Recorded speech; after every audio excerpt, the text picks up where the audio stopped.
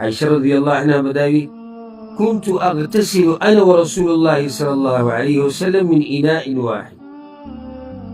زه او پیغمبر صلی الله علیه وسلم من به د یو لوښي نه غسل کوو.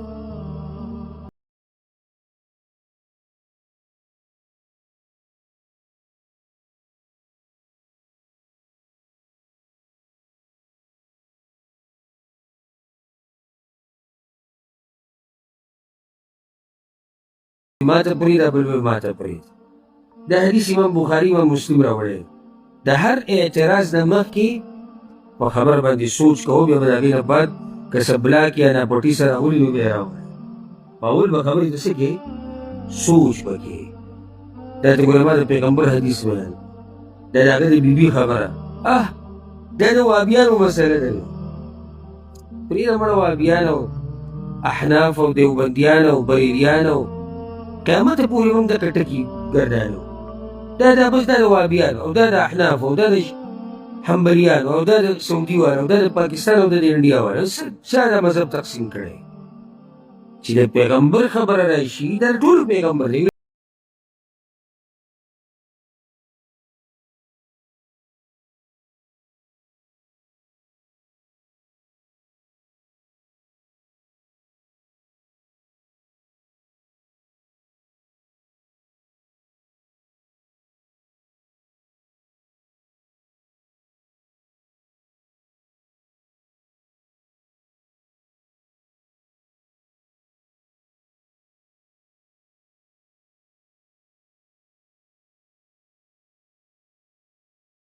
ما بیا دا خبره ذکر کړې وه چې که چېرته د ښځه او خاوند یو ځای غسل وکړي نو دا هم ثابت دي چې ښځه او خاوند یو ځای غسل وکړي.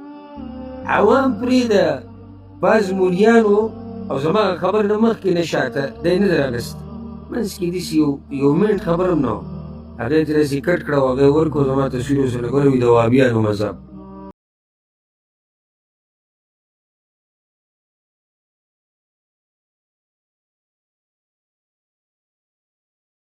ولاندې استغفر الله استغفر الله دي دا پکې بله راووته.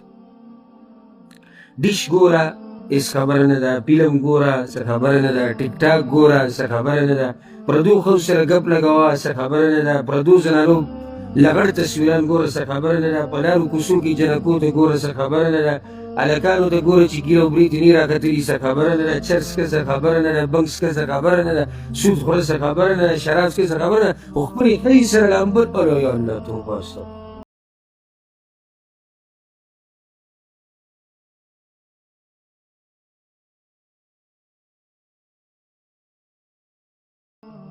او صرف گنجایش نه دی چې شریعت مسله بیان کړې چې او کېدی شي، بلکې پیغمبر تطبیق کړې ده، په خپله کړې ده.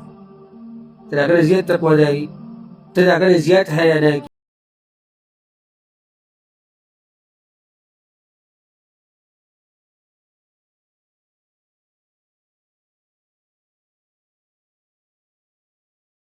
جامه ورته ولې ویلې ده؟ یو تفسیر دا دی چې په دې بدن ته نږدې شي چې دغه جامه ده،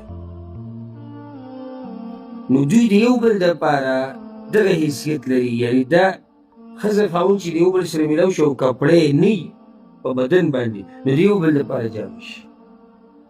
نو چې اوس یو ښځه د خپل خاوند بدن لیدی شي او خاوند د خپلې ښځې بدن ټول لیدی شي، نو بیا دلته ولې مسله داسې ګډه وړی شوه چې یاره لامبي به څنګه یو ځای؟ ګنجایش شریعت ورکړی، ما ورته هغه نه دی ورکړی. او ښځه خاوند دي چې د یو بل سره کوروالی کوي، اخوا څه پاتې شو؟ د یو ځای لامبل غټه خبره که د کوروالی کول غټه خبره؟ کوروالی کول غټه خبره، نو دا کومه خبره شوه چې یاره یو ځای لامبل شو؟ دا بل دې سره مینه محبت ډېرېږي د ښځې او خاوند په منځ کې. الحمدلله زمونږ